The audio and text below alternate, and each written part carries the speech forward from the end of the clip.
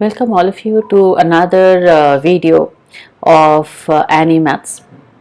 Now here in this video, I'm going to take up one 8th standard topic. Now this 8th standard topic is a very new topic. It is, you've never done it in your earlier classes. This is pretty much new and it actually has very little connection to any other topic that you have done till now. Okay, so this topic is sets, or you can also call it set theory. Some books give it as set theory. Okay, so what is set all about, we are going to see. It's a very easy topic if you understand it. Okay, only thing is there are a few things, there's too much to remember in this particular topic. Okay, few new things, new names you have to remember in this topic. Okay, let us see what exactly there is in this topic. Okay, if you ask me what is sets, okay, a set is a collection of well-defined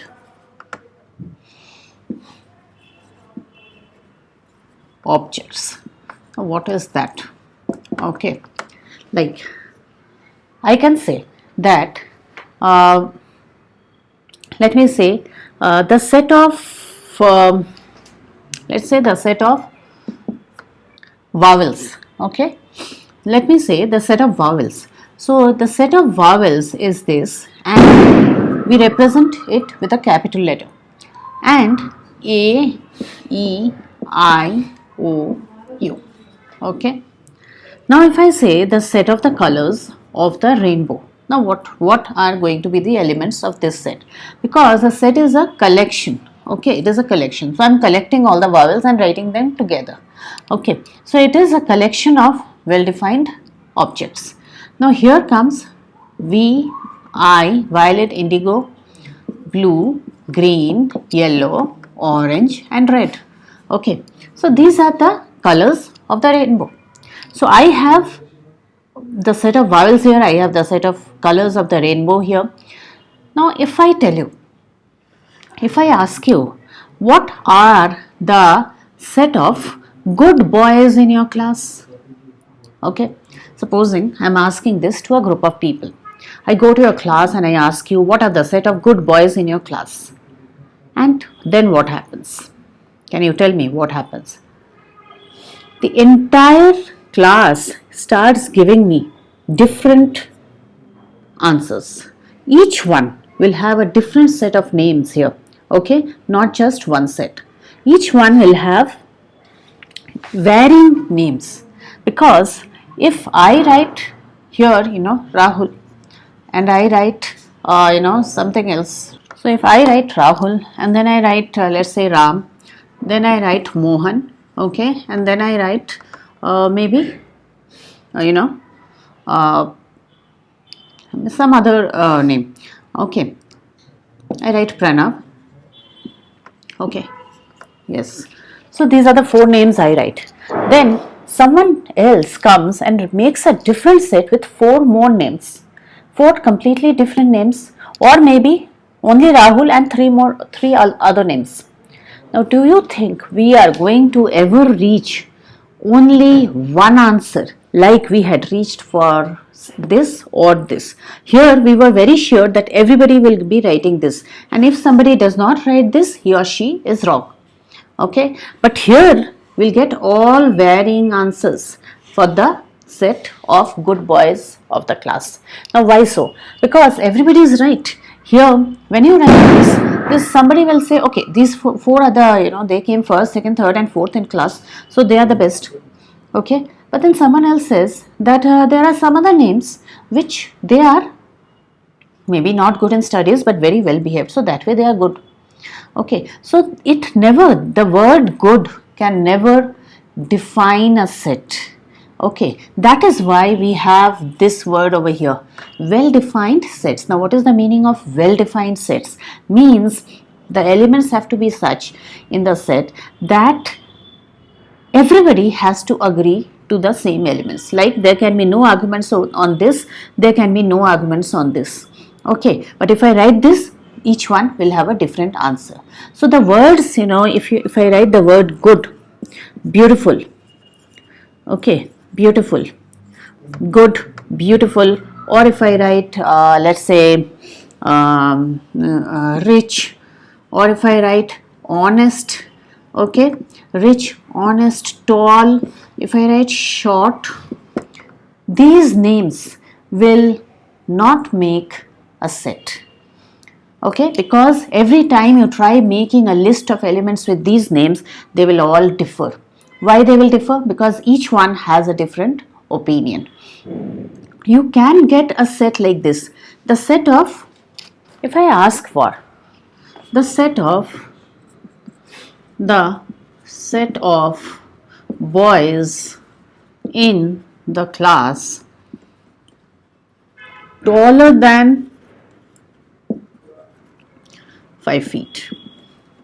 If I say this, then yes, this can define a set, because we can measure them and then we make the set A, where we put down the names of only those people who are taller than this, okay, taller than 5 feet. So everyone agrees. If I take the set of girls in the class who have scored more than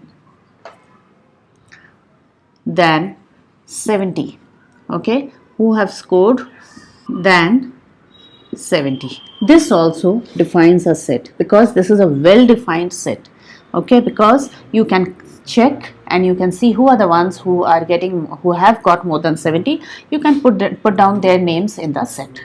So this is what a set is.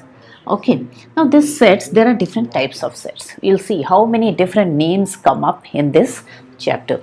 Okay, so the first type of set is equal sets. Now, what are equal sets? Equal sets are those sets which have exactly the same element. Like A is, let's say, A, E, I, O, U. Okay. Then set B is E, I, A, O, U. Okay. So these two sets are equal, because the sequence might be different, but then they have exactly the same elements. Hence, A is equal to B. Now here I want to tell you another thing also. How exactly do I write a set? Now you can see the first rule of writing a set is this has to be, the name of the set has to be a capital letter. Second thing has to be is, you have to use the curly bracket only. You can't use this or this.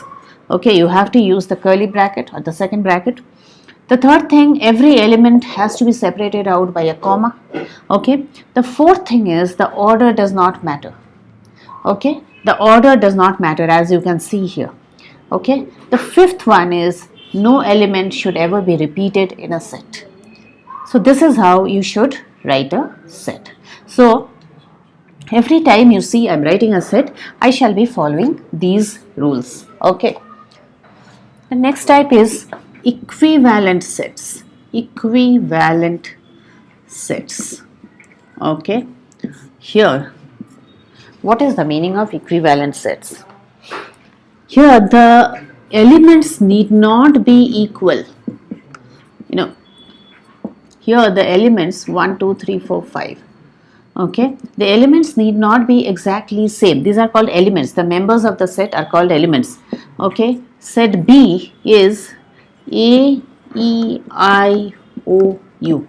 The only thing that is required is they should have the same number of elements. Therefore, A is equivalent to B. Okay. Now, so these two sets are equivalent if they have the same number of elements. Coming to the third thing, that is the third name.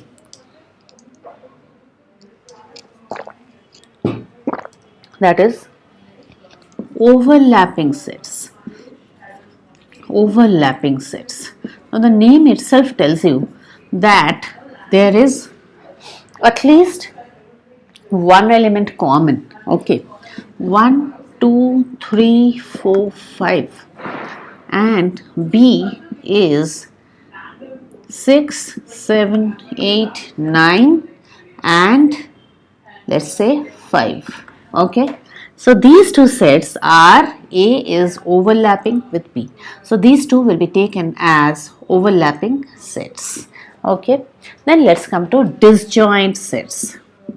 Disjoint sets. Now what are disjoint sets? As the name says, there is not even one element which is common between the two sets.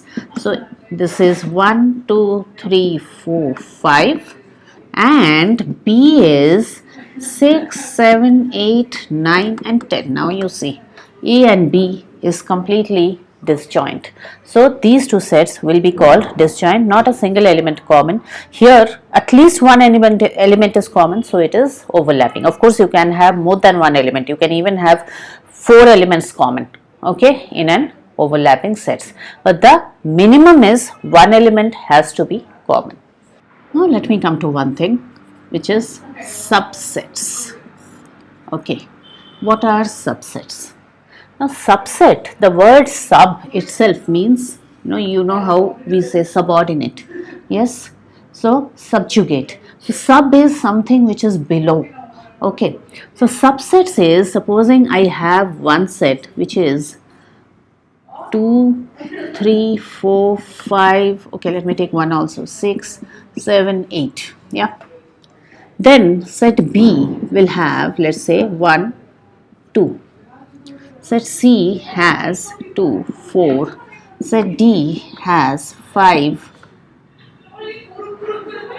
6. Set E has 7, 8, like this. Okay. So B is a subset of A. C is also, this sign is for subset, this. Okay, is a subset of, C is a subset of A again. D is also a subset of A, like that. E is also a subset of A. So these are all subsets of, these are subsets of the, these are all, this one, this, and this. They are all subsets of this. Now it is not necessary that it should have only 2 elements. I can have set F even with one element. I can have set even with more than that, this many elements. Okay, even then these are subsets. What makes it a subset? If the set here, every element of the set here is an element of this, then this is a subset of this. Every element here is an element of this, the bigger one, then this F is a subset of A. So this is the meaning of subset.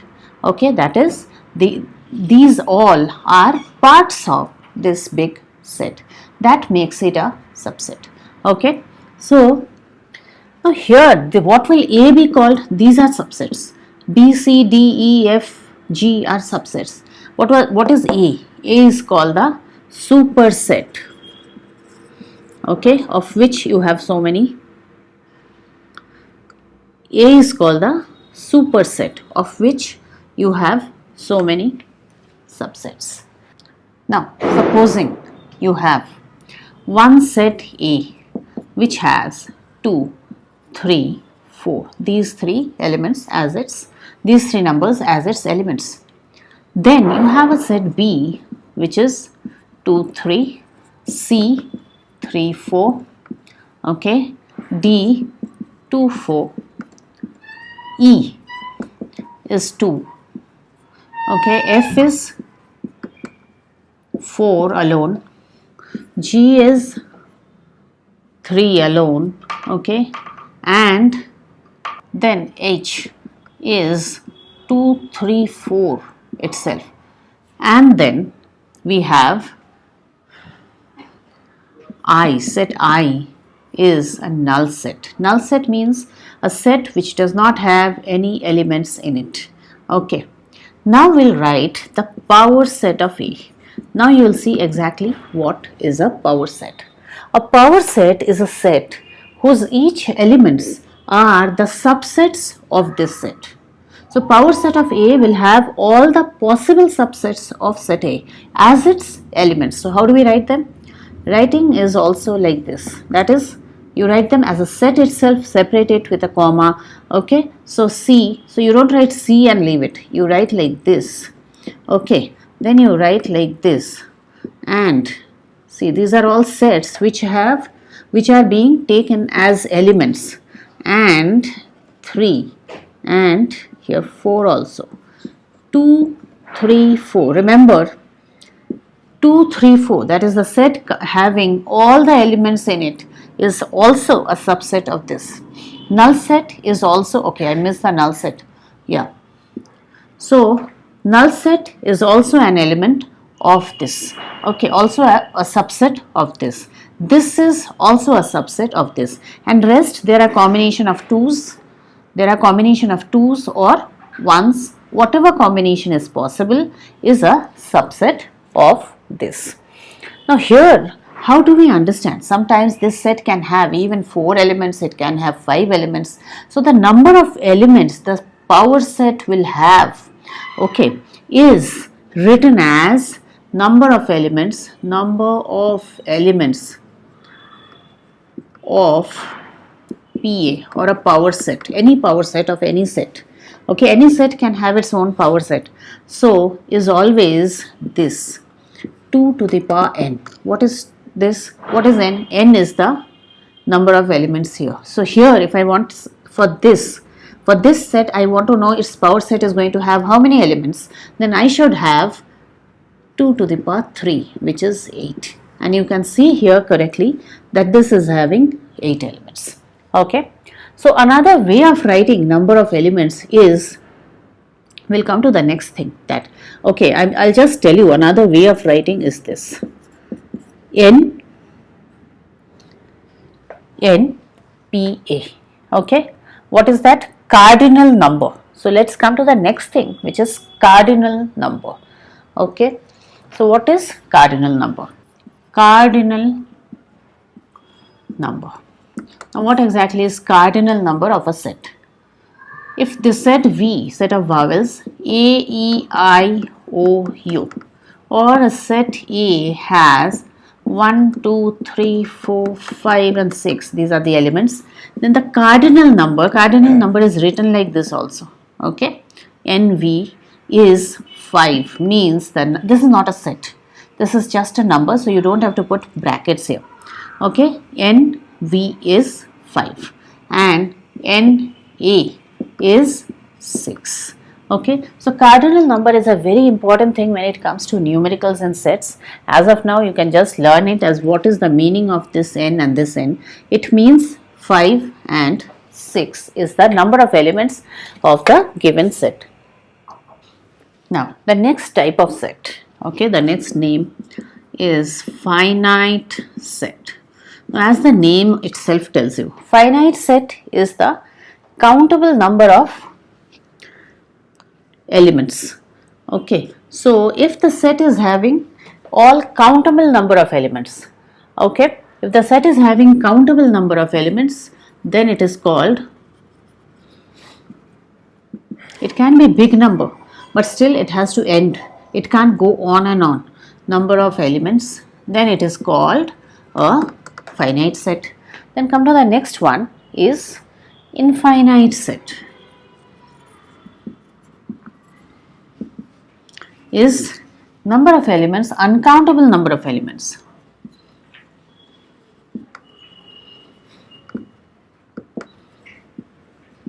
If the number of elements is not countable, then it is infinite. It is infinite set. Like what? Like this, you have many examples. Okay, but here what can you take? I can take P as the set of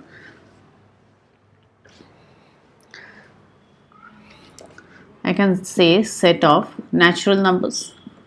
Now, do natural numbers ever end?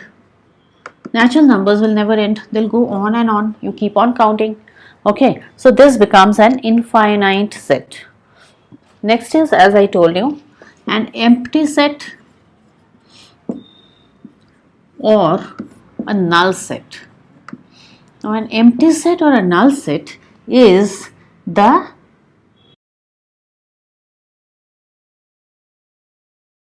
number of elements is 0, that is there are no elements in it. Like if I say set P is natural numbers less than 1, okay, do you have any element which is natural number less than 1? So P, you just have to write like this. Don't write even 0 here, okay, because 0 is not a natural number. So don't even put 0 here. If you put a 0 here, it is no longer a null set. So some people do this mistake of putting a 0 here, but in a null set you don't even put a 0. So the two ways of writing a null set is either this or even this. These two are the signs of writing a null set or an empty set. Next is singleton set. Singleton set. Now what is a singleton set? A set having only one element is a singleton set. Like if I say that set A is all even prime numbers. So the only element that can be taken here is a 2. There are no other prime numbers which are also even other than 2. So this becomes, this set A is a singleton set. This is an example of a singleton set. Now, universal set. Now sometimes people have a lot of confusion about this. They can't understand what is universal set. The superset of all given sets. This is the superset of all the given sets. Supposing you are calculating something, okay, so they have given you something like in a building the number of people who read Hindi newspapers is this many. The number of people who read English newspapers is this many. The number of people who read some other local language newspaper is this many. Okay, and the number of people who do not read newspapers is also this many. Then the universal set becomes the set of all the people in that apartment. Okay, so superset is the superset of all the given sets. Like if I say, and this is represented how? It's taken like this, or another way of writing it is this. Okay, so either you write a capital U or you write the Greek letter epsilon. A. If I say A is the set of all natural numbers, all odd natural numbers,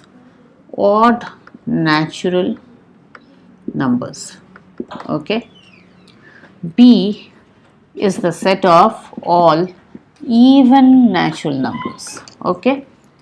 Then U, that is the universal set, is the set of all only natural numbers, because it's either odd or even. So but they are all part of this. So this is the superset. These two were subsets of this, so it becomes the universal set. So this is one very good example of universal set. Okay, let us now come to very important thing now is complement of a set. What exactly is complement of a set? Complement of a set. What is complement of a set? Now, complement of a set A, complement of a set A is the set of all elements, is the set of all elements in the universal set which are not in the set A. In the universal set but not in set A, means the elements should be present in the universal set but should not be present in the given set A, then they become A complement. So let me give you one example that will help you to understand this. U is 0, 1, 2, 3, 4, 5, 6, 7, 8, 9. Okay, and A is 3, 6 and 9. Let's take 3, 6 and 9. Then what is A complement? Now A complement is written like this. If I want to write B complement, I'll write it like this, B dash. Okay, so A complement is A dash. So that's the sign for A complement. So A complement is 3, 6, 9 will leave out. Okay, rest all will put 2, 4, 5, 7, 8. Okay, so this all the other elements form another set which is the A complement set. Okay, so this was a brief introduction to set theory, that is few of the names. Okay, so you just got to see few of the names in this chapter. So we shall be taking up numericals in this. We shall, the very next chapter we shall be taking up Venn diagrams, and then there is also something that you will find very tough, that is 2 or 3 ways of writing a set, that is the descriptive method, the set builder form and the roster form. So we'll be doing that too, but in the very next very next video we are going to take up Venn diagrams, which is also a very important part of set theory. Okay then, so if you have liked the video, do not forget to like, share and subscribe. I shall be marking all the videos on set theory as part 1, part 2 and part 3. Please follow the videos according to the sequence so that you have a complete understanding of the chapter. Okay then, bye all of you.